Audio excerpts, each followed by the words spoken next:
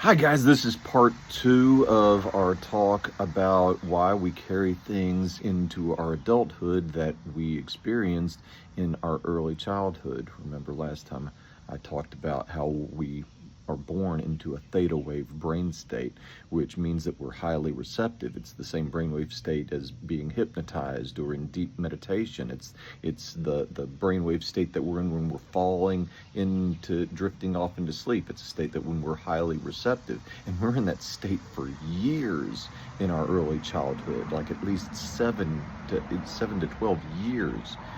That's why, they call, that like 12 to 13-year-old range, they call that the age of accountability. They didn't know anything about brainwave states, thousands of years ago, but they did know that we're innocent when we're children. I mean, completely innocent. We're at the mercy of our caregivers, and we're just taking in information. And even when we have the ability to consciously reject those ideas, we don't have the ability to subconsciously reject those ideas. Now we have all these different abilities as adults that we didn't have when we were children.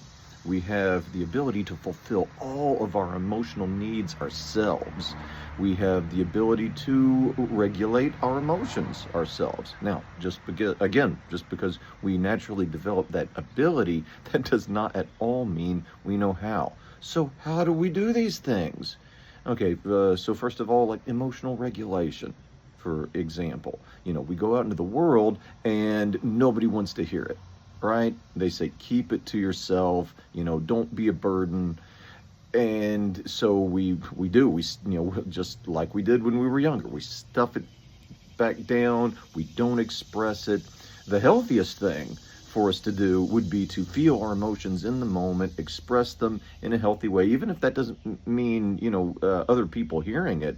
That's for ourselves. We express it to ourselves. We're honest about how we're feeling so we can process the experience and navigate our experiences. But our culture tells us to keep it to yourself. And they don't tell us how to successfully express and process those emotions. So think of it this way. The alternative to stuffing it down and keeping it relegated to a subconscious level is we bring those things up on a conscious level. We acknowledge them, we admit them, but there's sometimes in our lives we've got to get stuff done. We're grocery shopping, or we're at a meeting, or we're at work or play, or just whatever we're doing, and we start getting overwhelmed. The pot starts to boil over in our mind, and we don't have time for a breakdown. And so what we do to regulate these emotions is we create a conscious shelf in our mind, not relegating it down into the subconscious, but we create a conscious shelf in the mind to put that story. So we've got this story of emotions that we need to unpack, an emotional release that we need to have a breakdown for, and it's not the right time. We're going to schedule that next week when we've got some free time. So we take that story and we put a bookmark in it. And the bookmark's the most important thing, because it's the thing that reminds us that this is important. I'm gonna get to it later. But instead of sweeping it under the rug and pretending that it doesn't bother me, or pretending it doesn't exist, because we know that's one of the things that doesn't work. There's basically two things we know for sure don't work. And one is to sweep it under the rug and pretend it's not there. And the other thing that doesn't work is to try to force it, to try to bully our own emotions into submission. And we know those two things don't work. So what we're going to do is we're going to put a bookmark in that story and put it on a conscious shelf in our mind, because we're going to schedule time, maybe even later in the day, tomorrow, next week, whatever, sometime soon, because it is important.